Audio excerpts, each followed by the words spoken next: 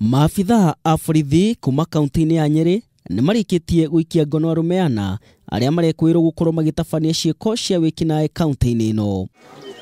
Kuringana na komanda wa borithi kaunti-ini ya Nyeri Adiel Nyange, maabitha a borithi maratabanagia frigisheni-ini ituri-ini ria Witemere riria marakunyiirwo ni muingi ni kuri na itoi ciratharikira muiritu umwe. The police who were patrolling within that area very quickly they moved to this scene and found the lady was being attacked, and those thugs, upon seeing the police officers, they friend and officers started hot pursuit, chasing them.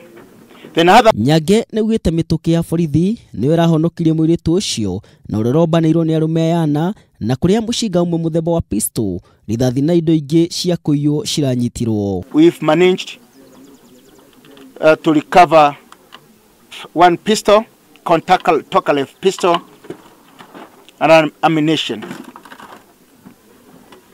This is the pistol that he uses in threatening and sometimes to shoot innocent wananchi. Ana ya riu na aria marerikana gukorwo marumite njira ica ikuhi meguthie na mbere kuhungwo mahuri ni maabitha a borithi guku Nyange agikinyiriria kuga ugitiri ni ugacirithitio uria kwagirire. To members of public, this is a job well done. Let us continue this way. I want to assure you one thing, that if we join hands in this manner,